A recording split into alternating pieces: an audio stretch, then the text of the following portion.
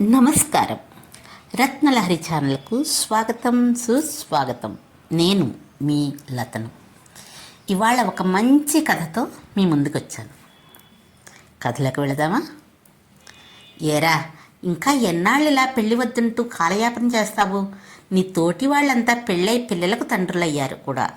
కొద్దిగా అసహనం భరించింది జగన్నాథం గొంతులో. చూద్దాంలే నాన్న, ఇంకొన్నాళ్ళు పోనీ నిరాసక్తిగా బదిలిచ్చాడు భరద్వాజ. అదేమిట్రా, నీకిప్పుడే 30 ఏళ్ళు దగ్గర పడ్డాయి, ఇంకా ఎన్నాళ్ళు ఆగాలి? లోపల నుంచి తల్లి వచ్చి అందుకుంది. చిరాకుగా ఇద్దరి వంక చూశాడు భరద్వాజ.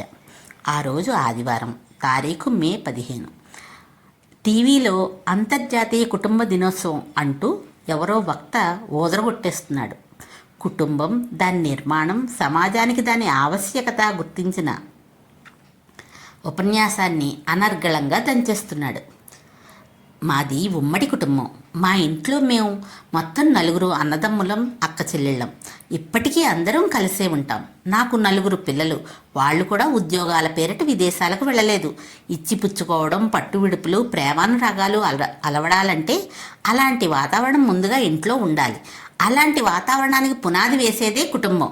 అతని వాగ్ధాటి ఆగడం లేదు. అది చూసిన జగన్నాథానికి కొండంత బలం వచ్చింది. చూడరా, అది కుటుంబం అంటే. వయసులో పెళ్లి చేసుకుంటే వయసు మళ్ళాక మనల్ని చూసుకునేందుకు ఒక ఆసరా ఉంటుంది అన్నాడు. భరద్వాజకు చిరాకు ఎక్కువైంది. ఊరికే అలాంటి నిర్ణయాలకు వచ్చేయకండి నాన్న. ఎంతమంది పిల్లలు తమ పేరెంట్స్ను వృద్ధాశ్రమంలో వదిలిపెట్టడం లేదు? ఆ పెద్దవాళ్లకు ఫ్యామిలీ విలువల గురించి తెలియవా?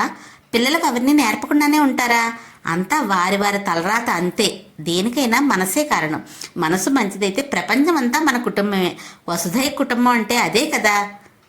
అతని వాదన సరిగ్గానే ఉన్నా మనసు ఎందుకో అంగీకరించటం లేదు. అది గమనించిన హైమవతి, ఏమండి, ముందుగా ప్రయత్నాలు మనం చేద్దాం. ఏదైనా సంబంధం కుదిరాక వాడికి చెప్పి ఒప్పించడం పెద్ద కష్టం కాదు. అంత దూరం వచ్చాక వాడు కూడా కాదనే ఛాన్సే ఉండదు కదా అంది. ఇదేదో బాగానే అనిపించింది జగన్నాథానికి. అలా తమ ప్రయత్నాలు ప్రారంభించి ఏడాది గడిచాక భరద్వాజ పెళ్లి జరిగింది. కోడల పిల్ల ఒద్దికగా, అణకువగా, ఎన్ని రకాలుగా వర్ణించవచ్చో అన్ని రకాలుగాను ఆ దంపతులకు తెగ నచ్చేసింది. పెళ్ళయ్యాక ఏడాదికో 2 ఏళ్లకో బాబునో పాపనో ఎత్తుకోగలమన్న నమ్మకం కలిగింది. అయితే రోజులు గడుస్తున్న కొద్దీ ఆశలు సన్నగిల్లసాగాయి. పిల్లల విషయంలో ఇద్దరి ఆలోచన ఒకటేగా ఉంది. ఈ కాలం పిల్లలకు సంసారం, కుటుంబం గురించి అవగాహన ఎలా కలిగించాలి అన్న విషయం అర్థం కాలేదు జగన్నాథానికి. 3 నెలల తర్వాత భరద్వాజకు చెన్నైలో వేరే ఉద్యోగం దొరికింది. ఏడాదికి దాదాపు 15 లక్షల జీతం. కంటికి ఉన్నప్పుడే అంతంత మాత్రంగా ఉండే వాళ్ళ ప్రవర్తన, సాంప్రదాయాల పట్ల వాళ్ళు వ్యవహరించే తీరు కనుమరుగైతే ఎలా ఉంటుందోనన్న బెంగ మరింతగా చింతాక్రాంతులను చేసింది జగన్నాథన్ దంపతులను. ఒరే అబ్బాయి, మనకంటూ ఓ కుటుంబం, దాన్ని వృద్ధి చేసుకోవడంలోనే మన వంశ ఔన్నత్యం ఉంటుందిరా. సంబంధ బాంధవ్యాలను తేలికగా తీసి పారేయొద్దు. మీ అమ్మ ఆరోగ్యరీత్యా నీకు మరో 2-3 తమ్ముళ్ళో చెల్లెళ్ళో లేకపోయారు, కానీ లేకుంటే మన ఇల్లు కూడా 10 మందితో కళకళలాడుతూ ఉండేదే. కాబట్టి కేవలం ఒక్క బిడ్డతో ఆపేయకురా. ఇద్దరైనా ఉండని. చిన్న వయసులో ఆడుకునేందుకైనా వాళ్ళిద్దరూ ఒకరికొకరు తోడుగా ఉంటారు అన్నాడు.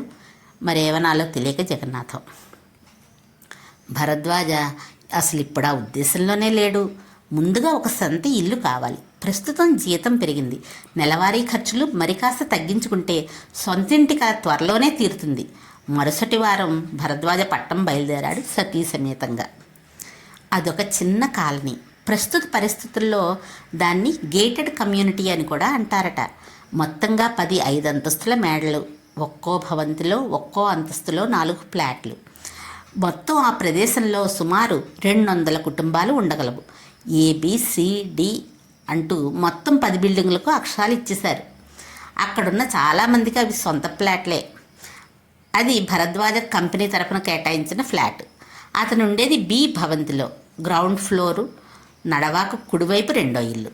B12 2 పడక గదుల ఇల్లు. ఇద్దరికే కాబట్టి విశాలంగానే అనిపించింది. హాలు, బెడ్రూమ్లు కాస్త పెద్దవిగానే ఉన్నాయి. వంటగది కూడా విశాలంగా ఉంది. ఆ కాంపౌండ్లోనే community hall, park, walking track, play area అంటూ సకల వసతులు ఉన్నాయి. సాయంత్రం అయితే పిల్లలంతా గోలగోలగా అరుస్తూ ఆడుకుంటూ ఉంటారు. ఉదయం సాయంత్రం పెద్దవాళ్ళంతా కాలిబాట మీదకు వచ్చేస్తారు. అక్కడున్న 10 బిల్డింగులకు కలిపి 3 వీధులున్నాయి. ఆరుబయట ప్రదేశం ఎక్కువగానే ఉంది. రోడ్డుకు 2 వైపులా చెట్లు ఏ కాలంలో నాటారో కానీ అవి కూడా సుమారుగానే పెరిగాయి. మొత్తం వాతావరణం అంతా ప్రతినిత్యం పచ్చదనంతో ఆహ్లాదకరంగా ఉంటోంది. భరద్వాజ దంపతులు ఆ వాతావరణానికి ఎంతో ముగ్ధులయ్యారు. ఏమండి, మనం ఇక్కడే ఒక ఫ్లాట్ కొనేసుకుందామా అని అడిగేసింది సంహిత. ఆమె వెంక తదేకంగా చూశాడు. ఇక్కడ ఏవి ఖాళీ ఉన్నట్టు కనిపించడం లేదు. ఉన్న రేటు బాగా ఎక్కువగా ఉంటుంది. సర్లే చూద్దాంలే అన్నాడు సాలోచనగా. సాయంత్రం పూట వాకింగ్కి వెళితే ఎవరో ఒకరు హాయ్ బ్రదర్ అనో, హలో అంకుల్ అనో, ఏం బాబు బాగున్నావా అనో, అన్నయ్య అనో, తమ్ముడు అనో, మావయ్య అనో, బాబాయ్ అనో పలకరిస్తారు. ఈ సాంప్రదాయం కొత్తగా అనిపించింది. అతనికి ఇది బాగా ఆశ్చర్యం వేసింది. క్రమంగా అతనికి అది అలవాటైపోయింది. ఒకరోజు సాయంత్రం ఆఫీస్ బస్ దిగి వస్తుండగానే హఠాత్తుగా కాలనీలో కలకలం. ఏమైందో అర్థం చేసుకునేందుకు ప్రయత్నిస్తూ మెల్లగా తమ ఫ్లాట్ వైపు కదిలాడు. బ్లడ్ బ్యాంక్ అంకుల్కి యాక్సిడెంట్ అయింది, హాస్పిటల్కి తీసుకెళ్తున్నారు అన్నాడు 12 ఏళ్ళ ఎదురింటి సచిన్. అతనెవరో తెలియలేదు భరద్వాజకు. ఆ మాటను అక్కడే ఉన్న సచిన్ తండ్రిని అడిగాడు. G24లో ఉంటారు రాఘవయ్య గారని అన్నాడు అతను. అంటే ఆయన బ్లడ్ బ్యాంక్ నడుపుతున్నారా అడిగాడు భరద్వాజ. 2 క్షణాలు యగాదిగా చూసి భళ్ళున నవ్వేశాడు అతను. అదేం లేదండి, ఆయన ఇప్పటి వరకు సుమారు 100 సార్లు బ్లడ్ డొనేట్ చేశారు. మన కాలనీలోనే చాలామందిని ఆదుకున్నారు. అందుకే అందరం ఆయన్ను అలా పిలుస్తాం. ఆయన ఒక్కరే కాదు, ఇంకా అలాంటి సెలబ్రిటీలు బాగానే ఉన్నారు ఇక్కడ. సినిమా స్టంట్ మాస్టర్ మహేంద్ర, ప్రముఖ కథా రచయిత నరసింహమూర్తి, గాయకుడు Sarath, chess grand master Gokul, cricketer Sandeep, ఇంకా చాలామంది ఉన్నారు. ప్రస్తుతం నేను హాస్పిటల్కి వెళ్తున్నాను రాఘవయ్య గారిని చూసేందుకు. మీరు వస్తారా అడిగాడు సచిన్ తండ్రి సుందర్. అప్పుడే ఆఫీస్ నుంచి వస్తున్నాడు. ఇంటికి వెళ్ళి సంహితతో చెప్పి వెళదామా అంటూ కొన్ని క్షణాలు ఆలోచించి మళ్ళీ పదండి వస్తున్నాను అంటూ అడుగులు వెనక్కి వేశాడు. ఫోన్ చేసి సంహితకు విషయం చెప్పేశాడు భరద్వాజ. సుందర్ బైక్ మీద ఇద్దరు వాయువేగంతో హాస్పిటల్ చేరుకున్నారు. అప్పటికే ఆయన్ని ఆపరేషన్ థియేటర్లోకి తీసుకెళ్లారని చెప్పారు. యాక్సిడెంట్ వల్ల కాలికి ఫ్రాక్చర్ అయిందని ఆపరేషన్ చేస్తున్నారని చెప్పారు. అప్పుడే నర్సు హడావుడిగా బయటకు వచ్చింది. రాఘవయ్య గారి తాలూకు ఎవరండి అంటూ. అక్కడే నిలబడి ఉన్న 4-5 అడుగు ముందుకేశారు. ఆయనకు బ్లడ్ అవసరం. ప్రస్తుతం O పాజిటివ్. ఇక్కడ స్టాక్ లేదు. 2 యూనిట్లకు ఒకటే ఉంది. మీలో ఎవరైనా డోనర్స్ ఉన్నారా అని అడిగింది. మరుక్షణమే అందరూ ఒకరి ముఖాలొకరు చూసుకుని అడుగులు వెనక్కి వేశారు. అప్పుడే భరద్వాజ్ అడుగు ముందుకేసి సిస్టర్ నేను O పాజిటివ్ అన్నాడు. అక్కడున్న అందరూ అతని వంక చూశారు. వాళ్ళ చూపుల్లో ఆరాధనాభావం కనిపించింది. అతన్ని తనతో తీసుకురావడం మంచి పనైందన్న భావన సుందర్ కళ్ళల్లో కనిపించింది. వెంటనే నర్సు భరద్వాజను లోనికి తీసుకెళ్ళింది. సుమారు అరగంట గడిచాక భరద్వాజ కొద్దిగా నీరసంగా బయటకు వచ్చాడు. అక్కడున్న అందరూ అతన్ని అభినందించారు. భరద్వాజకు జరిగిందంతా కలలాగా అనిపించసాగింది. అతనెవరో తానెవరో అయినా ఆ క్షణంలో అలా ఎందుకు అనిపించిందో ఏమీ అర్థం కాలేదు. ఆ క్షణంలో తన చుట్టూ ఉన్న మనుషులందరూ తన వాళ్లే అనిపించింది. బహుశా అందుకే తానలా ప్రవర్తించాడేమో. తండ్రి చెప్పిన మాటలు మెల్లగా అర్థం కాసాగాయి భరద్వాజకు. గడిచిన 25 ఏళ్ల జీవితంలో ఏ రోజు రక్తదానం గురించి ఆలోచించలేదు. అలాంటిది ఇవాళ అలా ఎందుకు అనిపించిందో అర్థం కాలేదు. ఒక వ్యక్తిని కాపాడుతున్నాను అనే తృప్తి కలిగింది. ఆ భావన మనసులో ఉద్భవించడానికి కారణం ఏమిటి? కాలనీలో చేరిన దగ్గర నుంచి ప్రతిరోజు తనను పలకరించేవాళ్ళు ఏదో ఒక బంధుత్వాన్ని ఆపాదించి పిలవడం ఒక కారణం కావచ్చునా? కుటుంబం పెద్దదిగా ఉండాలని నాన్న పదే చెప్పడం వెనుక ఉన్న కారణం ఇదేనా? బంధుత్వంతో ఉమ్మడి కుటుంబంలో ఒకరికొకరు సహాయపడడం సహజం. అది అలవాటైతే సమాజానికి కూడా సహాయపడవచ్చు అనే అర్థంలో నాన్న అలా అన్నారా? ఆలోచనల్లోనే ఆసుపత్రి నుంచి ఇంటికి చేరుకున్నాడు. ఆసుపత్రికి వెళ్ళిన విషయం ముందే తెలిసినా నీరసంగా తిరిగి వచ్చిన భర్త వంక ఆందోళనగా చూసింది సంహిత. కంగారు పడకమ్మా, మీ వారు ఇవాళ గొప్ప పని చేశారు. రక్తదానం చేసి ఒక ప్రాణాన్ని కాపాడారు. ఎవరూ ఊహించలేదు. మాకందరికీ చాలా సంతోషం కలిగింది అంటూ స్వాంత వచనాలు పలికాడు సుందర్. 2 రోజులు అయ్యాక రాఘవయ్యను డిశ్చార్జ్ చేశారు. నెల తిరగక ముందే యథాప్రకారం తన సమాజ సేవా కార్యక్రమానికి రక్తదానానికి సిద్ధమయ్యాడు రాఘవయ్య. ఆ రోజు ఆదివారం సాయంత్రం అలా షికారుకు వెళ్ళిన భరద్వాజ దంపతులకు అక్కడ పార్కులో ఆడుకుంటున్న పిల్లలు కనిపించారు. అందులో ఒక చోట యువ దంపతులు తమ ఏడాది పాపను ఆడిస్తున్నారు. పాప ముద్దుగా బొద్దుగా చాలా అందంగా చలాకీగా ఉంది. బుడిబుడి నడకలతో ఆ ప్రదేశమంతా పరిగెత్తుతూ ఉంది. ఆ పాపను చూడగానే భరద్వాజ దంపతులు ఇద్దరికీ ఒకరినొకరు చూసుకున్నారు. ఇద్దరి మనసుల్లోనూ ఒకే సమయంలో ఒకే కోరిక, అలాంటి పాప మన ఇంట్లోనే ఉంటే బాగుంటుంది కదా, పరాయి వాళ్ళ పాపని ఎంతసేపని ఆడించగలం అన్న భావనే ఆ చూపుల్లో. ఆ సమయంలో అతనికి తన తల్లిదండ్రులు గుర్తుకొచ్చారు. వాళ్ళు చెప్పిన దాంట్లో అనేక భావాలు ఇమిడి ఉన్నాయన్న విషయం ఇప్పుడిప్పుడే అర్థమవుతోంది. తన మనసులోని కోరికకు కార్యరూపం కల్పించారు. ఫలితంగా మరుసటి ఏడాది బాబు పుట్టాడు. జగన్నాథన్ దంపతులకు మొత్తానికి వంశాంకురం కలిగింది అని కొండంత తృప్తి. గడిచిన ఏడాది కాలంలో భరద్వాజకు కాలనీలో అందరితోనూ సాన్నిహిత్యం పెరిగింది. తనతో మెలిగే వాళ్ళలో కొంతమందికి పరస్పరం వైరం లాంటి అయిష్టం ఉండడం వల్ల అతని ముందు పలకరించుకున్న విడిగా మాత్రం ఎడముఖం పెడముఖంలా ఉండడం గ్రహించాడు భరద్వాజ.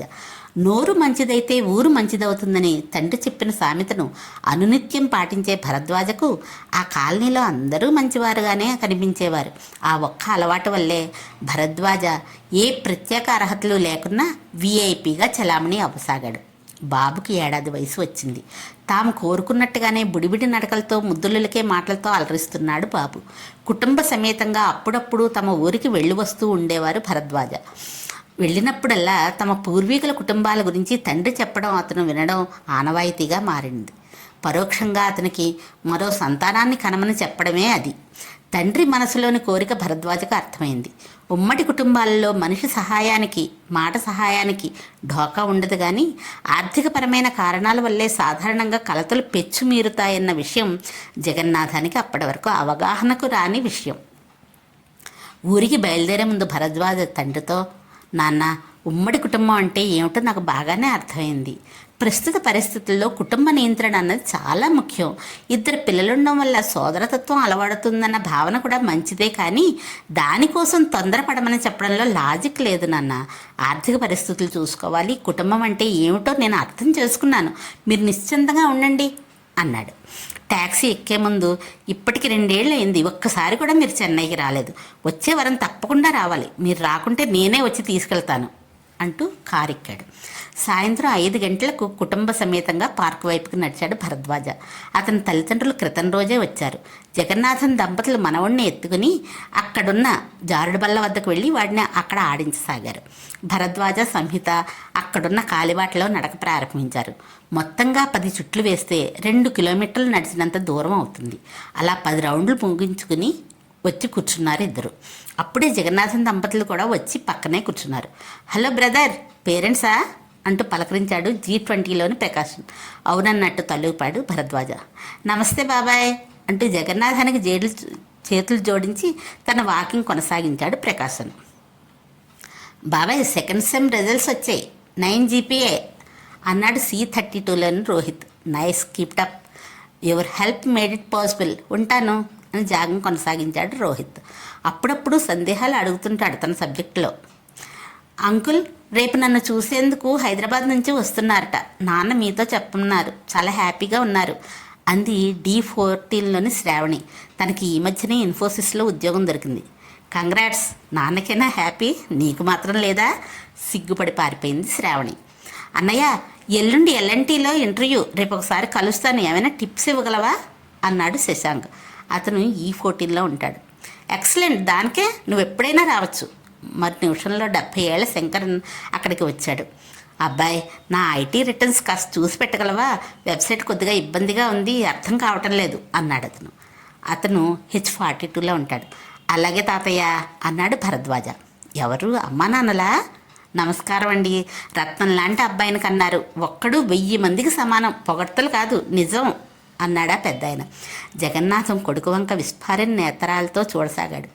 ఒక్కొక్కరు ఒక్కో విధమైన బంధుత్వాన్ని ఆపాదించుకుని భరద్వాజను పిలవడం అతనికి చాలా వింతగా, కొత్తగా, ఆశ్చర్యంగా, ఆనందంగా అనిపించింది. అదే సమయంలో భరద్వాజ తండ్రి వైపు చూశాడు. ఉమ్మడి కుటుంబం అంటే ఏమిటి నాన్న? అందరూ ఒక్కచోట కలిసికట్టుగా ఉండడమే కదా. ఆ లెక్కన ప్రస్తుతం అది ఎంత పెద్ద కుటుంబమో చూసావా?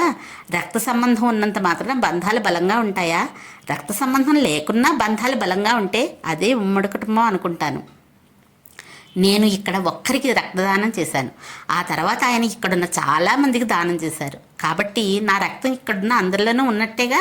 ఈ లెక్కన ఇప్పుడు నేను వీళ్ళందరికీ రక్త సంబంధికుడునేగా. ఇక్కడున్న కుటుంబాల్లో కనీసం సగం కుటుంబాలు నావే. అలా ఇప్పుడు నాది జగమంత కుటుంబం, అందరూ అనే వసుధైక కుటుంబం నాది.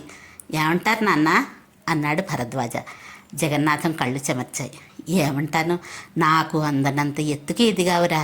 నువ్వన్నది నిజమే. పరోపకారార్థం ఇదం శరీరం అన్నట్టు బంధాలు బలంగా ఉండాలంటే కేవలం రక్త సంబంధాలే కానక్కర్లేదు. నా ప్రయత్నం లేకుండా ఇంత పెద్ద కుటుంబాన్ని ఇచ్చినందుకు చాలా సంతోషంగా ఉందిరా కన్నా. మన అంటే మనసు అనే పదంలోని మొదటి రెండక్షరాలే కదా. ఆ మనసే అన్ని బంధాలకు మూలం. అదే మనల్ని నడిపిస్తుంది. వెరీ గుడ్, నాకు ఇప్పుడు నిశ్చింతగా ఉంది అన్నాడు జగన్నాథం ఆనందోద్వేగంతో కంపిస్తున్న స్వరంతో, కొడుకు వంక గర్వంగా చూస్తూ. ఇదండి ఈరోజు కథ. నచ్చిందా? వసుధైక కుటుంబం అందరూ కలిసి ఉంటే ఎంత బాగుంటుందో కదా. ఉమ్మడి కుటుంబం అని అంటారు కదా పెద్దవాళ్ళు. అది మన రక్త సంబంధంలోనే కానక్కర్లేదు. చుట్టూరా ఉన్న వాళ్ళందరూ మన వాళ్ళే అనుకుంటే కూడా అది కూడా ఉమ్మడి కుటుంబమే.